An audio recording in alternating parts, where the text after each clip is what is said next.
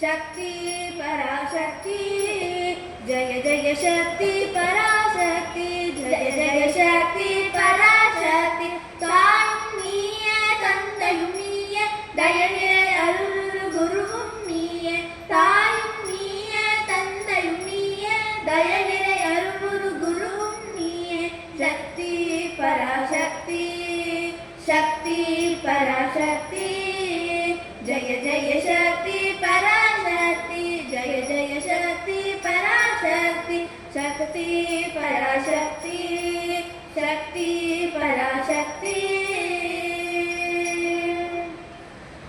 அம்பாளுக்கு தட்சிணாமூர்த்தி ஸ்வரூபிணின்னு ஒரு நாமம் உண்டு. லலிதா சஹஸ்ரநாமத்துல தட்சிணாமூர்த்தி ஸ்வரூபிணியே நமஹ அப்படின்னு சொல்லுவோம். அதாவது அம்பாள் குரு ரூபத்துல குரு ஸ்வரூபிணியா வந்து அனுகிரகம் பண்ணுவாளாம். காளிதாசன் தன்னோட நவரத்ன மாளிகா அப்படின்ற தன்னோட கிரந்தத்துல தேசிக ரூபேன தட்சிதா பிதாம் அப்படின்னு சொல்லியிருக்கார். அதாவது அம்பாள் தன்னோட கருணா விஷாலத்தை குரு ஸ்வரூபிணியா குரு ரூபத்துல வந்து அனுகிரகம் பண்ணுவாளாம். அம்பாள் தன்னோட பக்தர்களுக்கு 3 தீட்சையில அனுகிரகம் பண்ணுவாளாம். நயன தீட்சை, மானச தீட்சை, ஸ்பர்ஷ தீட்சை. காஞ்சியிலே நீ காமாட்சி, காசியிலே விசாலாட்சி, மதுரையிலே நீ மீனாட்சி, தில்லையிலே தான் தனியாட்சி, ஆதி பராசக்தி அம்மா அருள்வாயே தேவி பராசக்தி உன்னை தேடி சரணடைந்தோம்.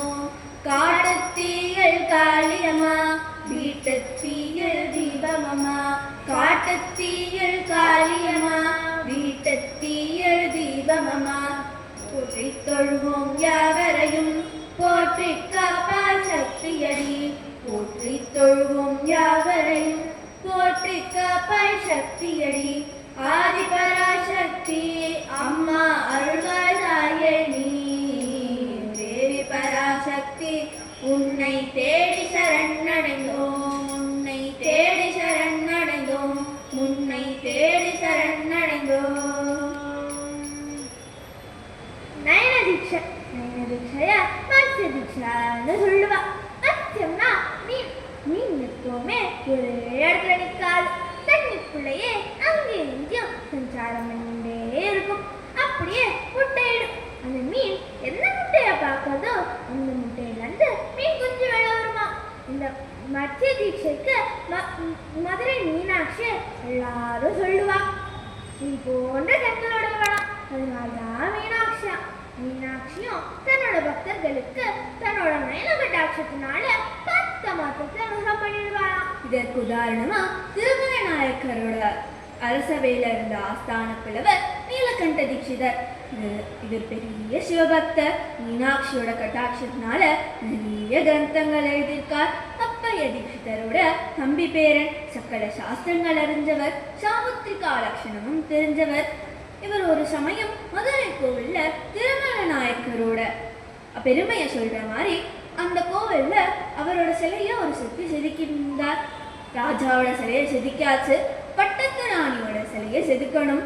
ராணியோட சிலையை செதுக்கிட்டு இருந்த சமயத்துல தொடக்கிட்ட ஒரு பின்னம் வந்துடுது. நார்மலா நம்ம ஏதாவது டிராயிங் பண்ணோம்னா ஏதாவது தப்பா வந்துருக்குன்னா அதை அழிச்சிட்டு திருப்பியும் வரைய ஆரம்பிப்போம். அதே மாதிரிதான் ஏதாவது சிற்பிகள் செதுக்கிறதே ஏதாவது பின்னம் வந்துருக்குன்னா அந்த சிலையை வச்சுட்டு வேற ஒரு கல்லை எடுத்து செதுக்க ஆரம்பிச்சிருவார். அதே மாதிரி இந்த சிற்பியும் என்னடா இது இவ்வளோ பெரிய பின்னமா எடுத்தே அப்படின்னு சொல்லிட்டு 2வது கல்லை எடுத்து செதுக்க ஆரம்பிக்கிறார். திரும்பியும் அதே இடத்துல பின்னம் வர்றது. 3வது கல்லை எடுத்து செதுக்கிறார். திருப்பியும் அதே இடத்துல பின்னம் வர்றது. அப்போ அந்த சமயத்துல நீலகண்ட தீட்சிதர் கோவிலுக்கு வரார். வழியில சிற்பியை பார்க்கிறார். சிற்பியும் தன்னோட கவலைய சொல்றார். என்னவோ தெரியல சுவாமி, 2 வாட்டி பண்ணிட்டேன், 3வது வாட்டி பண்றேன். ராஜாவோட சிலை நன்னா வந்திருக்கு, ராணியோட சிலையில இந்த மாதிரி தொடக்கிட்ட பின்னம் வர்றது அப்படின்னு சொல்றார். உடனே தீட்சிதரும் தன்னோட கண்ணை மூடி ஒரு நிமிஷம் அம்பாளை நினைச்சு தியானம் பண்றார். அப்போ அவருக்கு தோன்றது. உடனே சிற்பியை கூப்பிட்டு சொல்றார், நீ பண்றது சரிதான், நீ எவ்வளோ தடவை பண்ணாலும் அந்த மாதிரிதான் மின்னம் வரும்.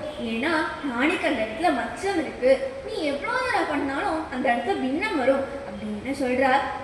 அதை கேட்டு அந்த சிற்பியும் அந்த சிலையை செதுக்கிட்டு வச்சிடுறார். அவர் போன கொஞ்ச நேரத்துல ராஜாவும் கோவிலுக்கு வரார். என்ன இவ்வளோ பெரிய விண்ணமா இருக்கே அப்படின்னு சொல்லிட்டு அந்த சிற்பியை கூப்பிட்டு கேட்கறா. சிற்பியும் நடந்த விஷயத்த சொல்றார். நான் 2 வாட்டி பண்ணிட்டேன், 3வது வாட்டியும் பண்ணிட்டேன். அப்போதான் நீலகண்ட தீட்சிதர் வந்தார். வந்து என் கவலைய சொன்னேன். அப்போ அவர் ஒரு நிமிஷம் கண்ணை மூடி யோசிச்சா. அப்புறம் நீ பண்ணது சரிதான், நீ எவ்வளோ தடவை பண்ணாலும் அந்த மாதிரி தான் வரும், ஏன்னா ராணிக்கு அந்த இடத்துல ஒரு மச்சம் இருக்கு அப்படின்னு சொன்னார். அவர் சொல்றதை கேட்டுட்டு நானும் அப்படியே வச்சுட்டேன் அப்படின்னு சொல்றார். உடனே ராஜாக்கு ரொம்ப கோபம் வந்துடுது. என்ன யோசிக்கிறதுனே தெரியல. நீலகண்ட தீட்சிதர் மேல ஒரு தப்பான அபிப்பிராயம் வர்றது. விநாசகால விபரீத ராஜா கோபத்தோட அரண்மனைக்கு போறார். அங்க போய் காவலாளிகளை கூப்பிட்டு உடனே நீலகண்ட தீட்சிதரை கூட்டிட்டு வாங்கோ அப்படின்னு உத்தரவிடுறார். ராஜா மனசுல நினைச்சுக்கிறார். ராஜா தீட்சிதர் வந்த உடனே காவலாளிகளை விட்டு அவர் கண்களை நோண்டி எடுத்துணும். அந்த கண்கள் தானே ராணியை பார்த்தது. அப்படிப்பட்ட தகாத செயலை பண்ணாதவருக்கு அந்த கண்களே இருக்கக்கூடாது அப்படின்னு நினைக்கிறார். இந்த காவலாளிகள் கிட்ட கூட சொல்ல. சாயங்கால வேலை தீட்சிதர் பூஜையில பூஜை பண்ணிட்டு இருந்தார். காவலாளிகளும் விஷயத்தை போய் சொல்றார். தீட்சிதர் ஒரு நிமிஷம் கண்ணை மூடி அம்பாவை நினைச்சு தியானம் பண்றார். ராஜா மனசுல நினைச்சதெல்லாம் தெரிஞ்சுடுறது. ராஜா என்ன தப்பா நினைச்சுட்டாரு, ராஜா என்ன நம்பலையே, ராஜா என்ன என் கண்ணை நோண்டி எடுக்கல, ராஜா என்ன எப்போ நம்பலையோ, ராஜா என்ன எப்போ நம்பலையோ, அப்படிப்பட்ட கண்களே நமக்கு தேவையில்லை அப்படின்னு சொல்லி அம்பாளுக்கு கற்பூர தீபாரதனை காட்டார். அதே கற்பூரத்தை எடுத்து தன்னோட கண்ணில் போட்டுட்டாராம். இதை பார்த்து இந்த காவலாளிகளை கூப்பிட்டு ராஜா கிட்ட போய் சொல்லுங்க, ராஜா மனசுல நினைச்சது நடந்துச்சு அப்படின்னு சொல்றா. காவலாளிகளும் அவசர அவசரமா அரண்மனைக்கு வர. ராஜாவும் என்ன தீட்சிதரை கூட்டிட்டு வரலையா அப்படின்னு கேட்கிறார். காவலாளிகளும் நாங்க போய் விஷயத்த சொன்னோம். தீட்சிதர் ஒரு நிமிஷம் கண்ணை மூடினார். அம்பாளுக்கு கற்பூர தீபாரதனை காட்டினார். அதே கற்பூரத்தை எடுத்து தன்னோட கண்ணில் போட்டு விட்டார். அப்புறம் இவங்களை கூப்பிட்டு ராஜா கிட்ட சொல்லுங்க, ராஜா மனசுல நினைச்சது நடந்துச்சு அப்படின்னு அப்படின்னு சொல்றா. இதை கேட்ட ராஜாவுக்கு தூக்கி வாரி போட்டுருக்கு. அவன் மட்டும் நானே நினைச்சோம், காவலாளிகள் கிட்ட கூட சொல்லலையே. அவர் இப்ப ஏற்பட்ட தீர்க்கதரிசி, அவர் இப்ப ஏற்பட்ட மகான், நம்ம மட்டும் தானே நினைச்சோம், யாருக்கிட்டையும் சொல்லலையே, அது எப்படி அவருக்கு தெரியும் அப்படின்னு சொல்லி தீட்சிதரோட வீட்டுக்கு போறார். அங்க போய் பூஜையே தீட்சிதருக்கு நமஸ்காரம் பண்ணி தன்னோட தப்ப மன்னிக்கும்படி கேட்கிறார். தீட்சிதரோ இதெல்லாம் மீனாட்சி திருவிளையாடு, நீங்க எப்போ நம்பலையோ அப்படிப்பட்ட அரசவையில இருக்க எனக்கு விருப்பம் இல்லை அப்படின்னு சொல்றார். ராஜாவும் இந்த உலகத்துல செய்ய வேண்டிய கைங்கரியங்கள் எத்தனையோ இருக்கு, உங்களுக்கு கண் வரணும் அப்படின்னு கேட்கிறார். தீட்சிதர் அந்த சமயத்துல அம்பாளை நினைச்சுட்டு ஆனந்த சாகரஸ்வம் அப்படின்னு 108 ஸ்லோகம் பாடுறார். அதுல 60வது ஸ்லோகம் பாடும்போது அவருக்கு கண் வந்துடுறதாம். இதை பார்த்த ராஜாவுக்கு பரம சந்தோஷம். தீட்சிதர் கேட்ட மாதிரியே திருநெல்வேலி பக்கத்துல ஒரு கிராமத்தை தீட்சிதர் பேர்ல எழுதி கொடுக்கிறார். அந்த கிராமத்திலே தங்கி நிறைய சத்சங்கம் பண்ண ஏற்பாடு பண்றார். இன்னைக்கும் திருநெல்வேலி பக்கத்துல தீட்சிதர் வாழ்ந்த இடம், தீட்சிதர் சத்சங்கம் பண்ண இடம், தீட்சிதர் சமாதி இருக்குன்னு சொல்றார். அப்படி தன்னோட பக்தர்களுக்கு கண்ணு கொடுத்து அனுகிரகம் பண்ணவதா மீனாட்சி தேவி.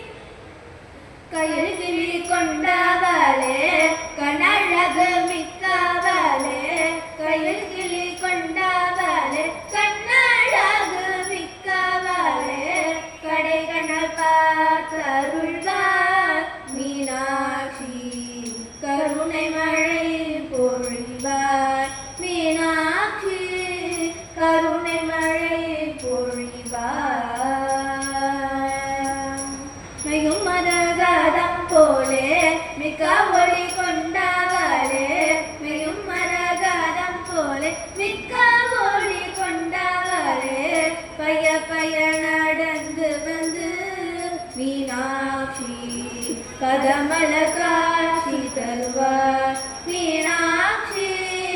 பதமலர் காட்சி தருவார்.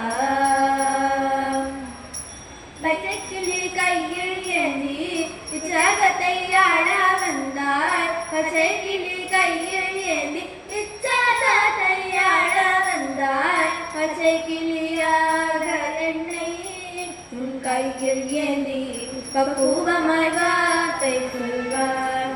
மீனாட்சி பக்குவமாய் வார்த்தை சொல்வார்.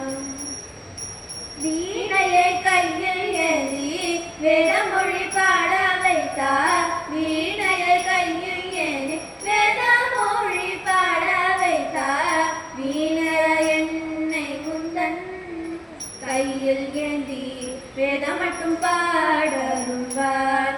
மீனாட்சி வேதம் மட்டும் பாடருள்வார். கையில் கிளி கொண்டவளே கண்ணழகு மிக்கவளே. கையில் கிளி கொண்டவளே கண்ணழகு மிக்கவளே. கடை கண்ணால் பார்த்தருள்வார். மீனாட்சி கருணை மழை பொழிவார். மீனாட்சி கருணை மழை பொழிவார். கருணை மழை பொழிவார். கருணை மழை பொழிவார். கருணை மழை பொழிவார்.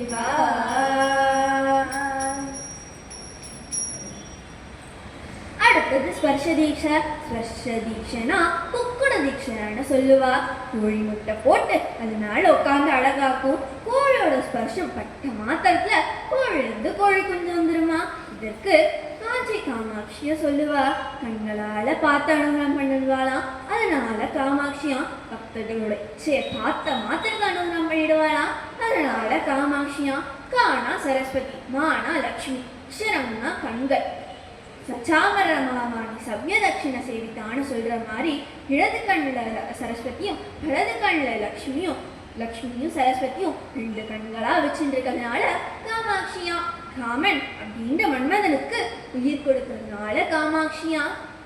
கண்களால பார்த்து மோட்சத்தையே அனுகிரகம் பண்ணிடுவாளாம். அதனால காமாட்சியா 51 மாத்திருக்கா அக்ஷரங்களையும் கண்களா வச்சுருக்காளாம். அதனால காமாட்சியா. பரமேஸ்வரனுக்கு கண்களா இருக்காளாம். அதனால காமாட்சியா.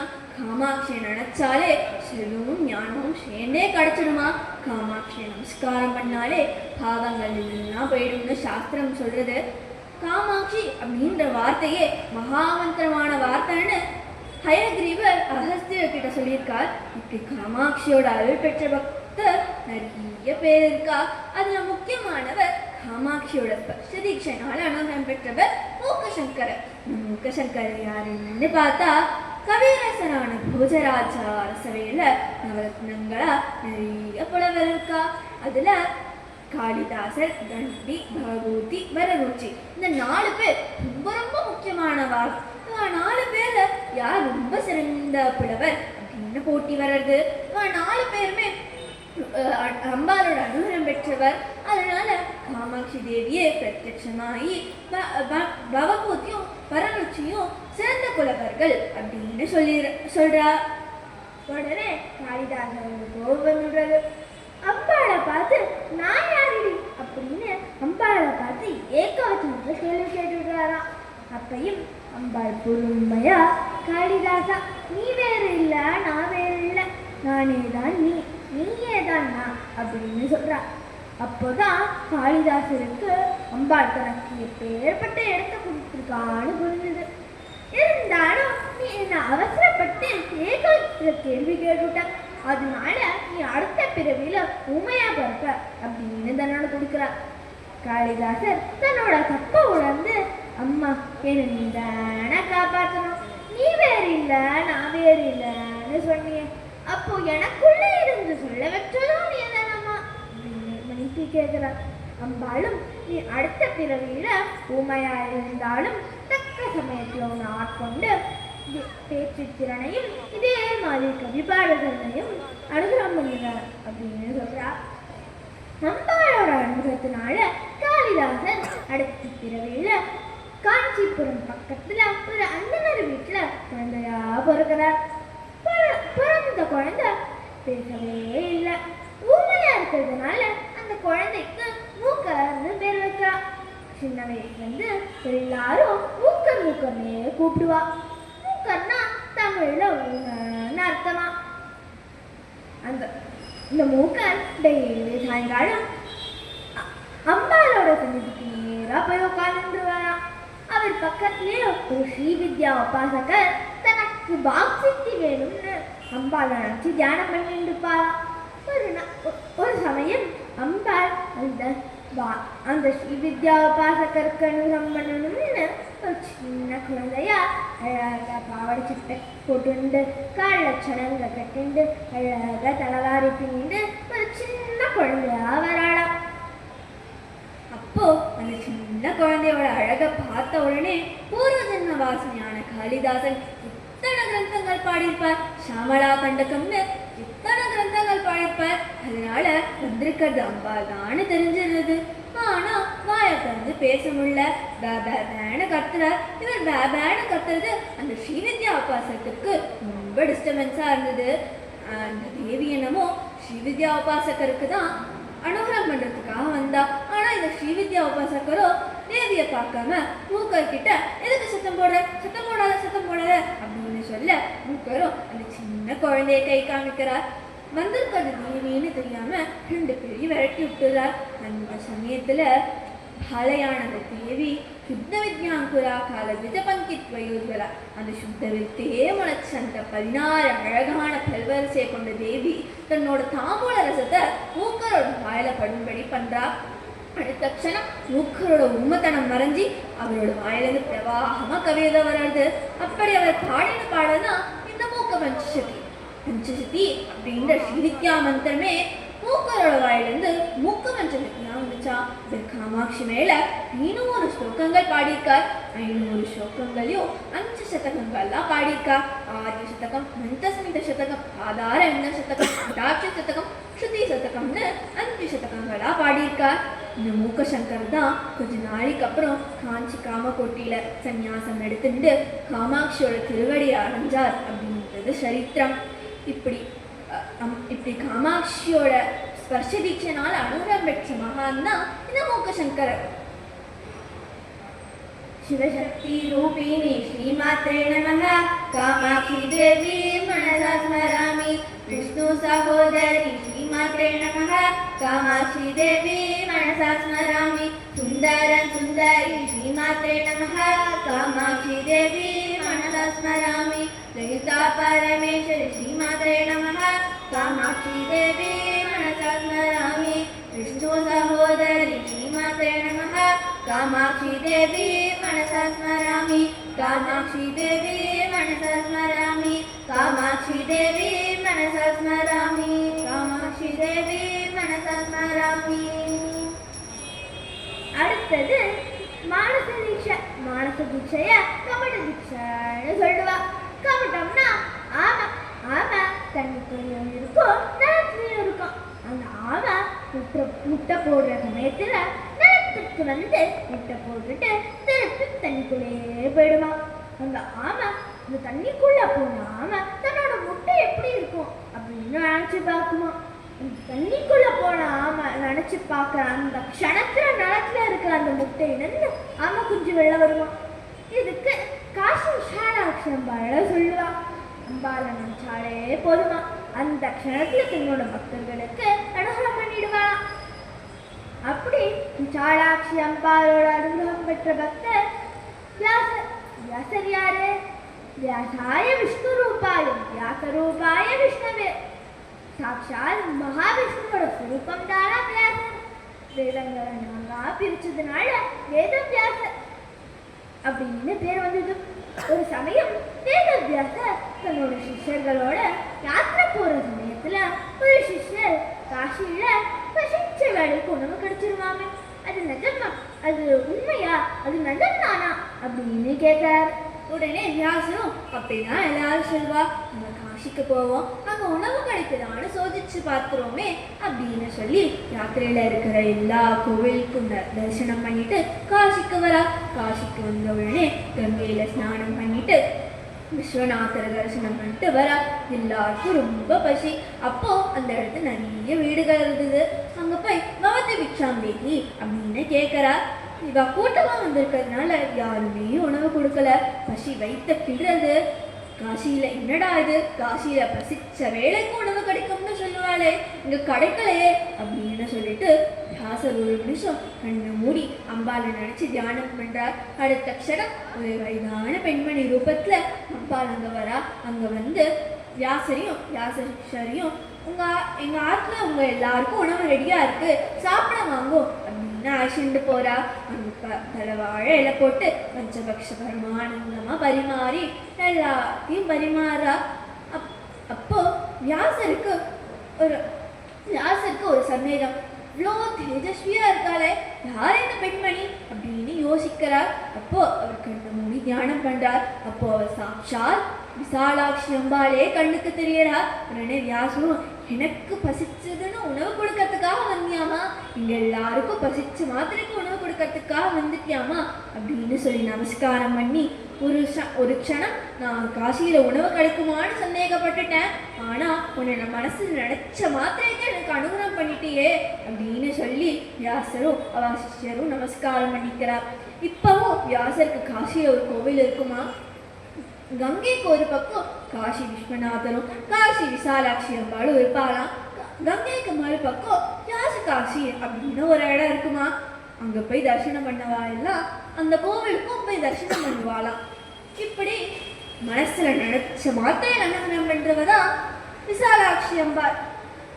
நித்யானந்த கரி பராபயகரி சௌந்தர்ய ரத்னாகரி दूता किल घोर पापनि करी प्रत्यक्ष माहेश्वरी प्राययाचल वंश पावन करी काशीपुराधीश्वरी भिक्षां देहि वलंबन करी माता अन्नपूर्णेश्वरी अन्नपूर्णे सदा पूर्णे शंकर प्राणवल्लभे ज्ञान वैराग्य सिद्ध्यर्थं भिक्षां देहि च पार्वती माता च पार्वती देवी पिता देवो महेश्वरः बान्धवा शिवभक्ताश्च स्वदेशो भुवनत्रयम् आदिपराशक्ति माता की जय।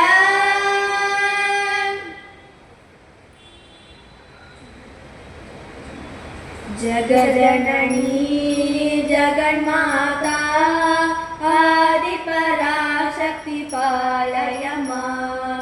जगजननी जगन्माता आदिपराशक्ति पालय मां।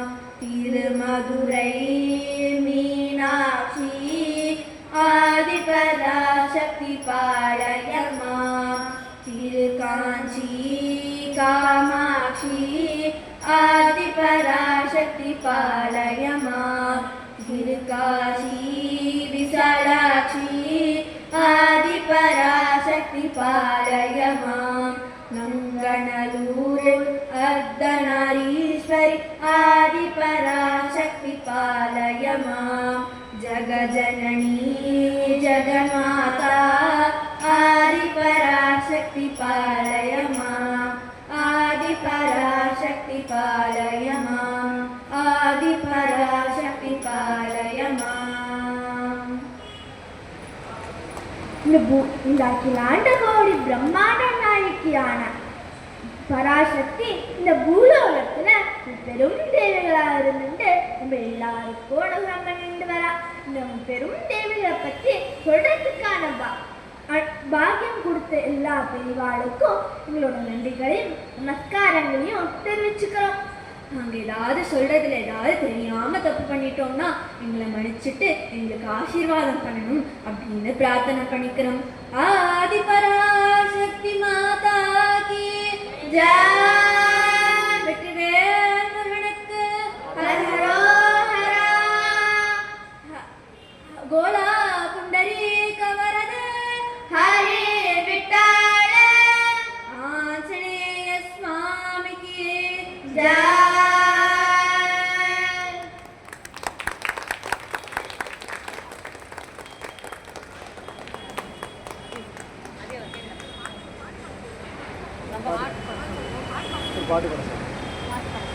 இதான் பாட்டு நீ சொல்லு திரு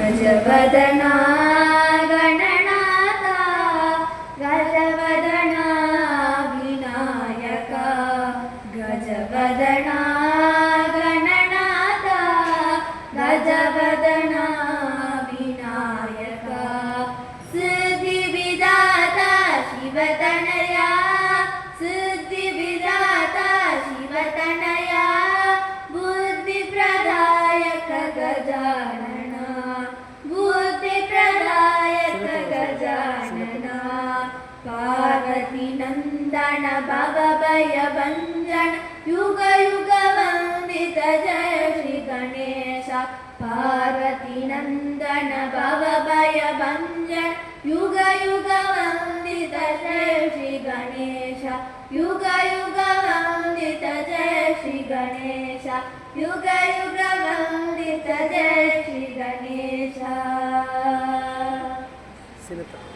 सिद्धिविनायक मूर्ति की जय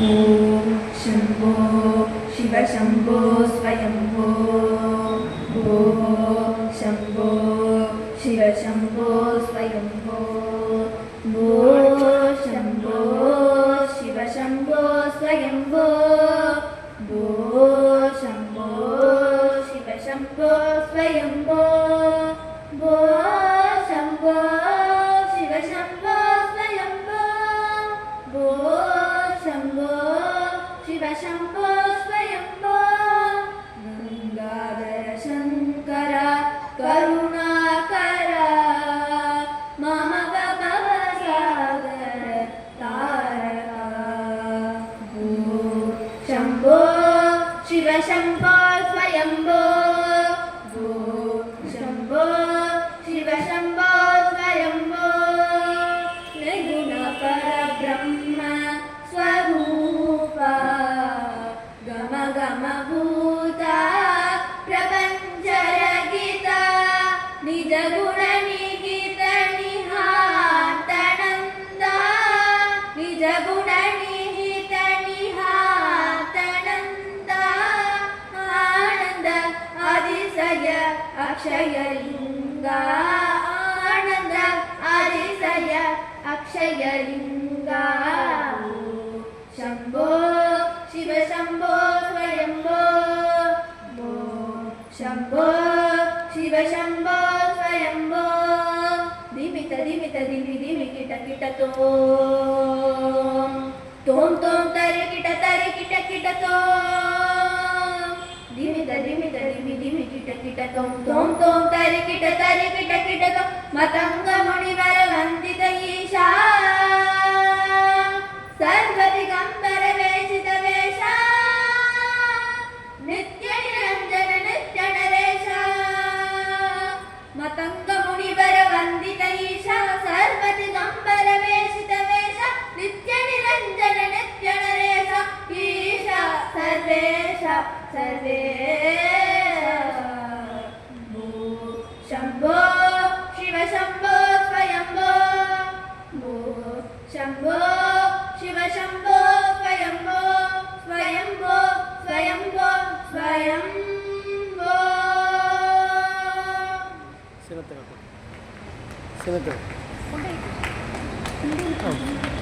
पुंडरी हर हर नमः पार्वती पतये हर हर महादेवा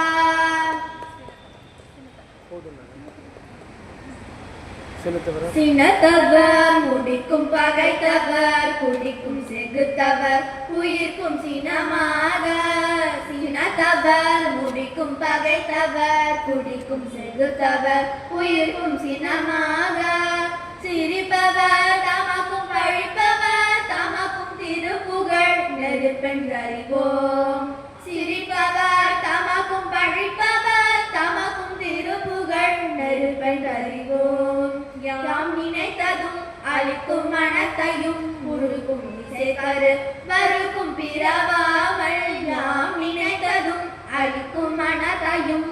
ஒருக்கும் இசைக்கரு வருக்கும் பிறவாமல் நெருப்பையும் எரிக்கும் பொறுப்பையும் பிடிக்கும் நிறைப்புகள் உயர்க்கும் செயல் தாரா நெருப்பையும் எரிக்கும் பொறுப்பையும் பிடிக்கும் நிறைப்புகள் உயர்க்கும் செயல் தாரா தன தன தன தன் திமி திமி திமி தன் தகு தகு தன தன் தன வேணி தன தன தன தன் திமி திமி திமி தன் தகு தகு தகு தன் தன வேணி தடுடுடுடுடன் தடத்துடி முழங்கும் தளத்துடன் நடக்கும் ஒரு சூர தடுடுடுடுடன் தளத்துடி முழங்கும் தளத்துடன் நடக்கும் ஒரு சூர சினத்தையும் உடசல் கரிர் தமிழை முற்றும் சிரித்தறி கொழுத்தும் கதிர்வேளா தென்னகிரி புறப்பெட்டனத்தென்றும் சுகித்தன் திருத்தனில் இருக்கும் பெருமாளை யாம் நினைத்ததும்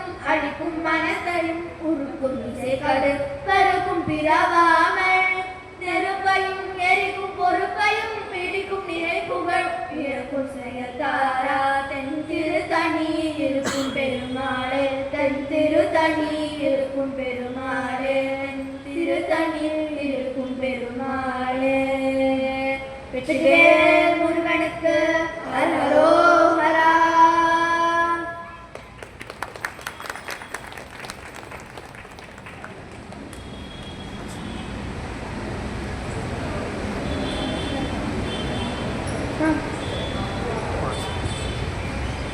கை ஹர நம பார்வதிபதையே ஹர ஹர மகாதேவா. தென்னாடுடைய சிவனே போற்றி எந்நாட்டவர்க்கும் இறைவா போற்றி. குமாரி வம்சிகா குமாரி விஸ்வாபிகா வாழ்த்துக்கள். மிக மிக அருமையாக தன்னுடைய குரு திருமதி மோகனா சீனிவாசனிலிருந்து அழகாக பயிற்சி பெற்று மிக பிரமாதமாக பிரசன்டேஷன் செய்துள்ளார்கள். முப்பெரும் தேவியர் நீலகண்ட தீட்சிதர் அருள் எவ்வாறு பெற்றார் என்பதை மிக அழகாக பிரசன்ட் செய்துள்ளார்கள். இவர்களுக்கு வாழ்த்துக்கள். இன்னும் பல மேடைகளில் உங்கள் ஹரிகதா அரங்கேற வேண்டும் என்று வாழ்த்துக்கள்.